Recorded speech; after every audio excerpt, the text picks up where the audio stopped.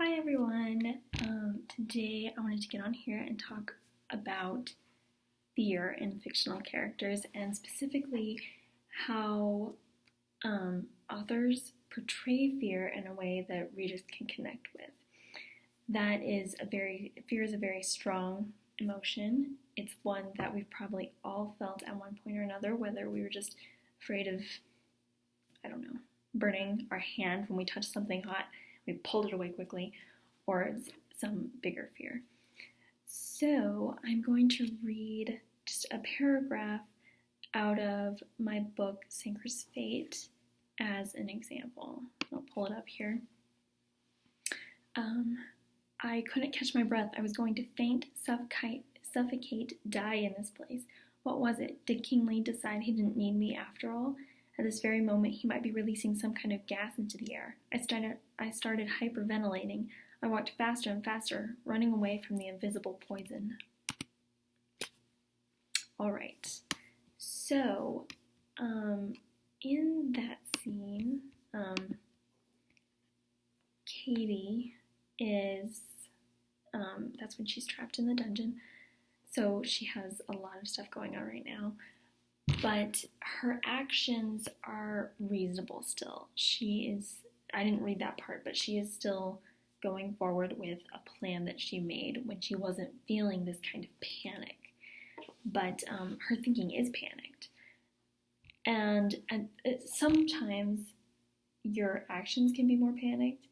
And in that case, when a character's actions are more panicked, I think a writer would usually bring in some sort of outside influence to help deal with that, whether that's someone that was there with them that showed up, or just a memory or thought of someone. It would usually involve someone else or a bigger cause.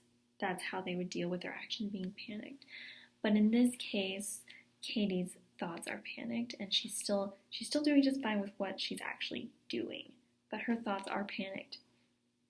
A lot of words in this scene have to do with breath and air, which is I feel like that's a big key in helping readers to kind of feel a little bit of that panic that they're reading about, because we can all relate to that. We all need air. We breathe all the time. It's just constant, and we know that if we think of not having that available to us, we might even start to panic just thinking about it, just sitting here, because we need that all the time. It's just, if you have a lack of it, even for a second, just holding your breath, well, you can hold your breath, but if you hold your breath and you just need air, then you're going to feel that really strongly, and it's going to be just your brain telling you you need air right now, and you're going to get it. You're going to do anything you can to get that. So that is something that writers can really use a lot to connect with their readers. They can have their readers connect with their characters by that need of breath and air. Let me take a look at my notes here. So when I'm writing about fear, I think about the symptoms of fear, is what I call it, which one of those is worrying or thinking about breath. A lot of times if you feel afraid, you're going to start breathing very fast. In that scene, it said that Katie was hyperventilating, so she was trying to get more, and that's not really something that you can control physically. Hyperventilating, if that happens, then it just kind of happens. So that would be a symptom of fear, is the need for more air. Another symptom of fear, you can sweat, you can start shaking, your knees shaking, that kind of thing. Those are physical symptoms. Then mental symptoms, the thinking, she's thinking about air. Then she could also think about things that might happen in the future. That's a big thing with fear and anxiety, is thinking about what might happen next. Whether she's thinking about, pretty soon she's going to think about bumping her head. So she's afraid of bumping her head.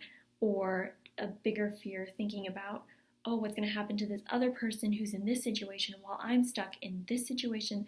It's just a whole bunch of anxiety and thinking about what's going to happen, what could happen, what she's afraid is going to happen. And then the next thing to think about is expressions of fear. So you can have, normally this is in first person, this book, so I wouldn't normally say, like, in the book, Katie would not be talking about her own facial expressions. But if she was with someone else, she would probably say, make sure to mention the facial expressions or body language of that person. And then a big thing for fear is personification of objects. And I really like this one because it's just something we naturally do when we're afraid, especially if characters in a book or maybe even a movie are being afraid. Then the writers generally put in there something about the objects around them. I think at some point she feels like the ceiling is closing in, and like you've heard like walls closing in around you and that kind of stuff. Those objects, the walls, the chair you're sitting in, whatever it is, they kind of become more real because your mind is just all over the place when it comes to fear. And that's what you're trying to get across in writing to the people who are reading it. So that's all I had to say about fear in fictional characters today. I am so happy that you guys joined me, and I will talk to you next time. Bye.